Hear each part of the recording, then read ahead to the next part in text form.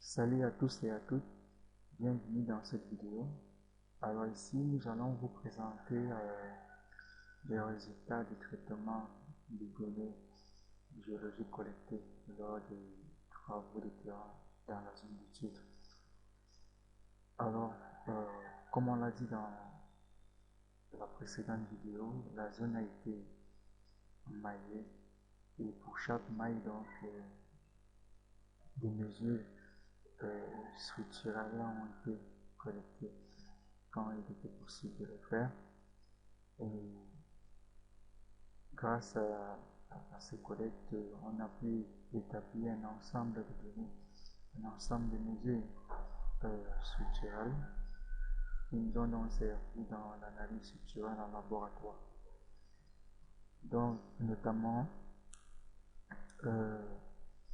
l'analyse structurelle des fractures, il y a l'analyse structurelle liée à la direction et l'analyse structurelle liée à la direction au tangage.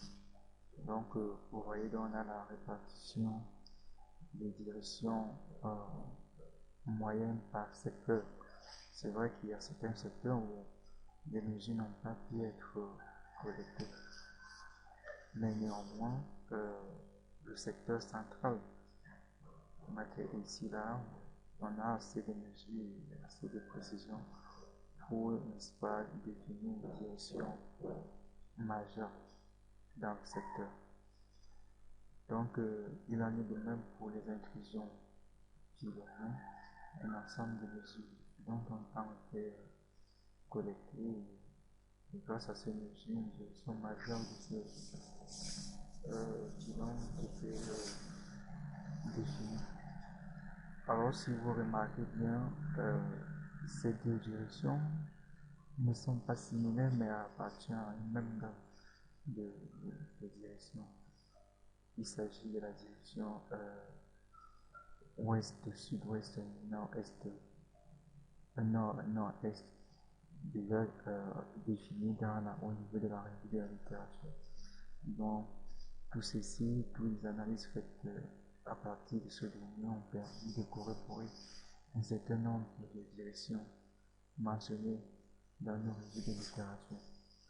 C'est très important pour ceci parce que elle permet non seulement d'ajuster le traitement de nos données, mais d'affiner les interprétations.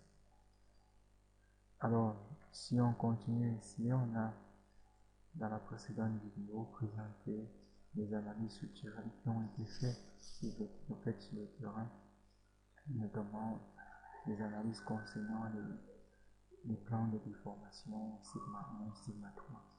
Donc, grâce aux structures de même génération, des structures anastomosées comme ceci, des mesures des attitudes et des plans ont été faits.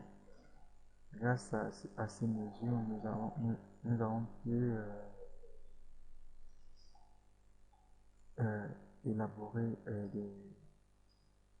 calculer les contraintes de déformation grâce à des projections stéréographiques associées à ces mesures.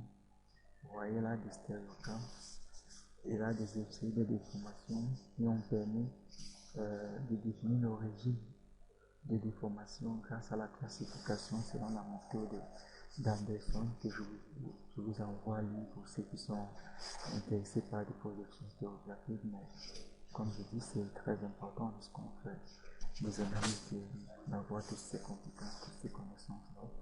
Dans la classification selon la méthode Anderson nous a permis d'identifier deux régimes de déformation dans la zone d'étude, un régime cohérent, notamment grâce à la contrainte sigma 1 orientée de façon oblique, et un régime distancié grâce à la contrainte sigma 1 orientée verticalement. Je note bien, je cite bien, il s'agit d'une classification selon la méthode Anderson. Nous n'allons pas nous attarder sur le principe de cette classification, mais le plus important, c'est que ces classifications nous permettent de définir les différents types de déformations cohérentes des distanciés qui corroborent une fois de plus les informations données dans la revue de la littérature. Et aussi soulignons que les orientations de Sigma 1 et dans le cas du régime production et du régime distancié à donner en mesure angulaire corrobore lorsqu'on les met en mesure corrobore, n'est-ce pas, lorsque ces mesures angulaires sont transformées en mesures cardinales les informations recueillies lors de la revue de la littérature. Donc voilà en fait l'essentiel des analyses qui ont été faites, n'est-ce pas, sur les mesures structurelles. Et ces analyses seront notamment utilisées pour affiner l'interprétation de nos modèles magnétiques qui pourra commencer, n'est-ce pas, dès la prochaine vidéo. Donc voilà quelques exemples de traitements que vous pourriez faire sur vos données structurelles de terrain afin d'avoir une vue d'ensemble sur le comportement des structures géologiques dans le secteur d'études. J'espère que la vidéo vous aidera, j'espère qu'elle vous a plu. Si c'est le cas, partagez-la, aimez-la et surtout abonnez-vous à la chaîne. Sur ce, je vous dis à bientôt dans une prochaine vidéo. C'est la fin de cette vidéo. N'oubliez pas d'aimer cette vidéo, de vous abonner et de partager cette vidéo dans vos différents réseaux sociaux. Surtout, n'hésitez pas pour tous vos besoins de logiciels, de tutoriels ou encore de formation dans l'utilisation de logiciels de géosciences. Vous pouvez toujours contacter GSDG. Merci et à très bientôt pour une prochaine vidéo.